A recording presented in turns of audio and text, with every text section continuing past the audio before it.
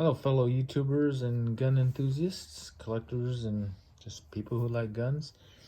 Um, Doing this video today because I wanted to share something with the community. I went to a local gun shop the other day and just ran across this particular find here and was totally amazed. I knew I had to make this purchase right away.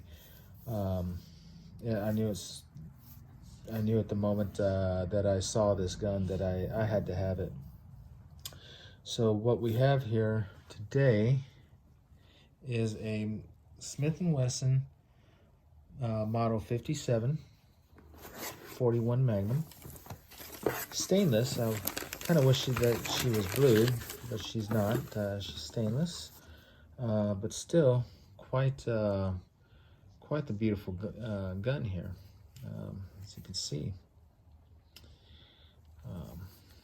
Go ahead and show that she's unloaded. When I was taking a look at her, I happened to look at the serial number, not the serial number, but the model designation here, and I was actually very surprised. Don't know if you can see it there or not. I don't know if I can get the angle there, but this is actually a Model 57, not a Model 57-1, 57-2, 3, 4, 5, whatever. This is an actual Model 57.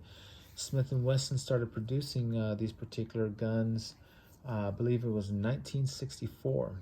Now, I called Smith & Wesson and gave them the serial number, and they went ahead and looked it up for me, and they told me that this particular gun shipped from their facility in 1973, the year before I was born.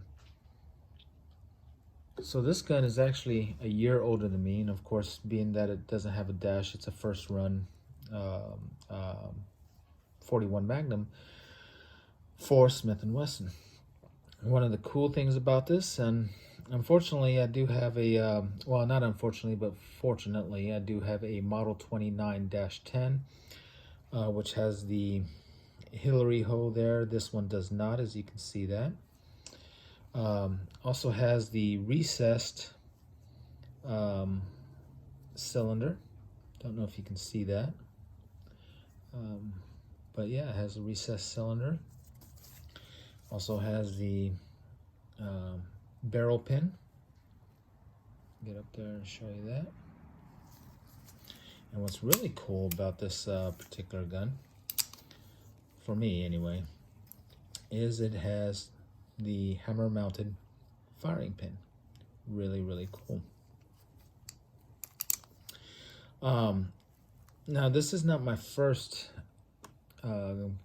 classic, I guess you would say, Smith & Wesson revolver. My first was actually a Model 29 that I bought back in 1997 or 98. I believe it was 1997. And it was, I don't remember if it was a 29-2 or 29-3, because it was a used gun. Bought it at a pawn shop, but I didn't know enough. It was my first gun I'd ever bought, and I didn't know the history of the 29-this or 29-57-that. All I knew is that it was a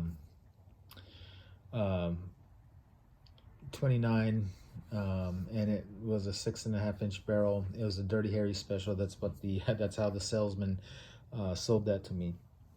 Unfortunately, I don't have that gun anymore. It was stolen from me by a family member, but it was my first gun, and this gun actually reminds me a lot of her.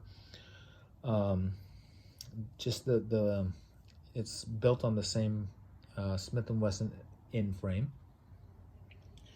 This particular gun's barrel is only 6 inches, not 6.5. I do have a Model 29, that 29-10 with the 6.5-inch barrel. I'll pull that out here in just a moment to compare. But I knew the very moment that I saw her that I had to purchase her.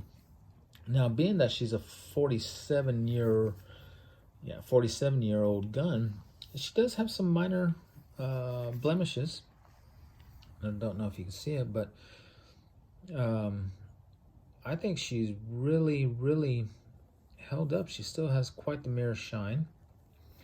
Other than these ugly Pachmeyer grips, which are going to be replaced very, very soon, I'm going to try to find some original in-frame grips, but I know chances are I'll probably end up getting the newer ones, probably because they're just more readily available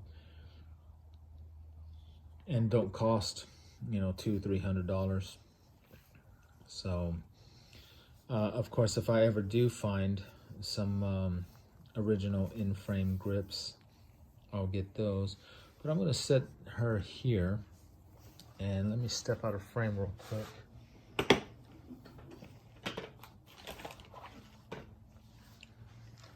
This here is my Smith & Wesson Model 29-10. And you'll see that she's also empty. You can see here on this one that she has the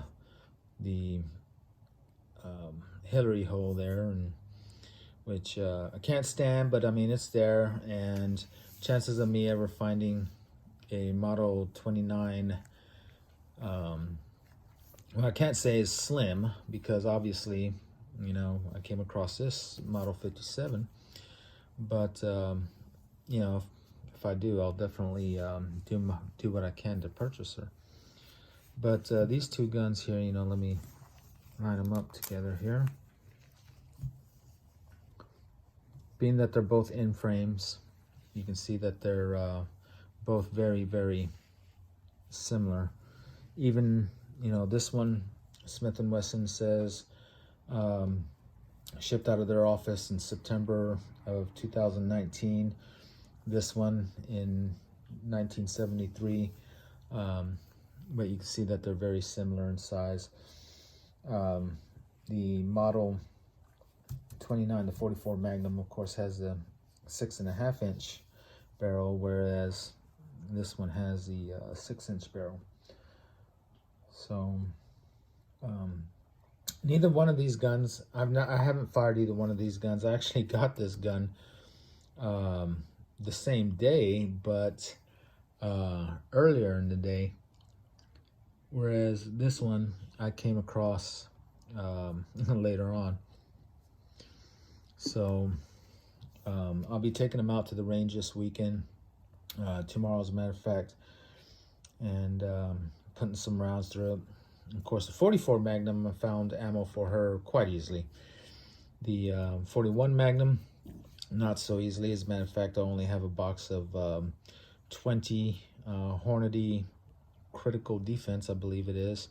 That was the only thing that I could find. I did find a box of ammo today at a pawn shop, but I'm not familiar with that brand of ammo, so I'm going to do a little bit of research on it before I start loading my gun up with ammunition I don't know. Of course, finding a box of Winchester White Box 44 Magnum is just as easy as going to Academy. So I look forward to shooting both these guns. The 41 Magnum, when I took these Pachmeyer grips off to inspect her, had just a little touch of rusting right in here, close to where the grip starts. I was able to brush that down and get it cleaned up a bit. So I think that's going to be not a problem, you know, easily controlled. I don't think it warrants having, you know, taking it somewhere and having them do anything major to it. I think that keeping it lubed and moistened up will not moistened up, but properly lubricated will help with keeping that from becoming a problem. But I cannot wait to take this gun out to the range tomorrow and put some rounds through her. But I'll see if I'm not distracted, so distracted that I can't take any video. And if I do, I'll definitely load it up so that you can see the results. Thank you.